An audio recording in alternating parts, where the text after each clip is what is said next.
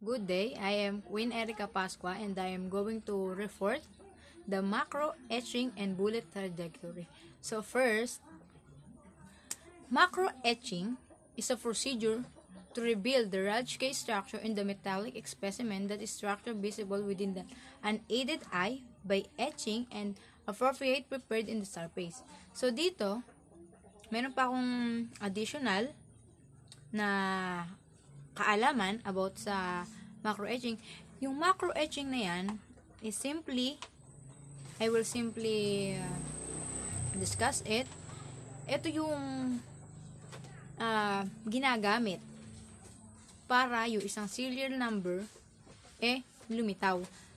Mga laboratory examiner ang gumagawa nito, especially sa mga motor vehicle. Doon nila ginagamit to para yung serial number na borado na, may posibilidad pang makita. So, next. Serial number is the number assigned to each individual's product in order to distinguish the product from all others. So, alam nyo na ako ano yung serial number. Kasi halos lahat naman kasi ng gamit, merong serial number. So, kaya merong serial number para ma-distinguish natin yung kaibahan niya sa ibang gamit or sa ibang barel, di ba? Next. How serial number can be tampered or restored. So, law enforcement agencies submit firearm and other items to the BCA Forensic Science Service that have obliterated serial number that have been ground. So, dito, yung mga law enforcers natin, sila yung nagsasubmit ng mga firearm sa Forensic Science Service. Tapos, yung mga tao doon, sila na yung gumagamit ng macro etching para ma-identify kung ma-restore pa ba yung buradong serial number sa isang barel. So, yun yung ginagawa nila. Yun yung kung papaano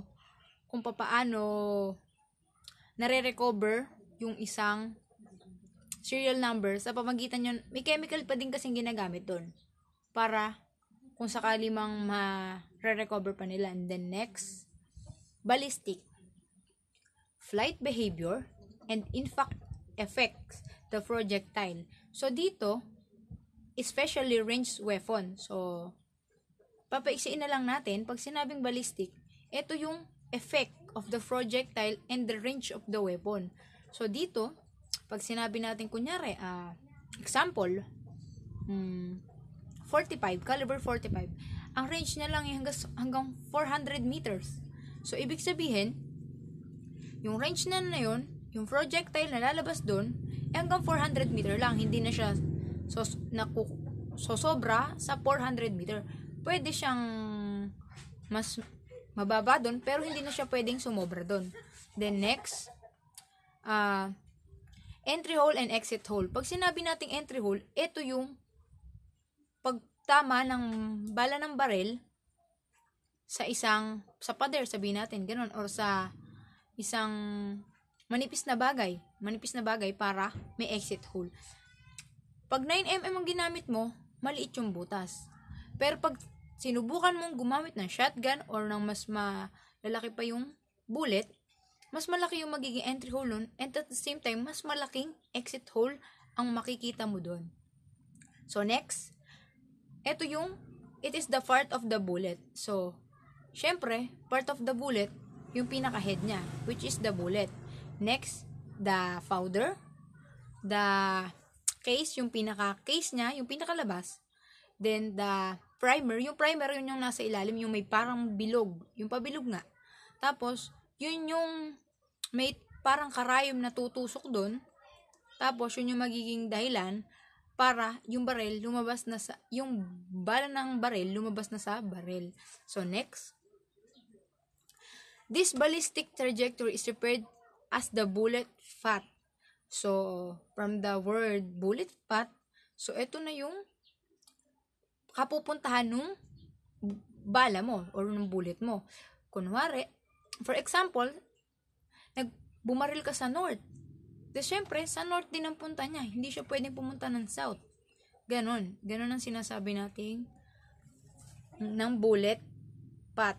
And then, the origin of the bullet in the terms of Middle French. So, sa Middle French siya nagsimula. Originate as the mutative on the word bulle or bullet, which means small ball.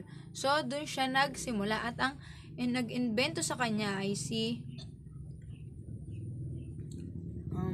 ang nag-invento dito is na-invent ito noong 1826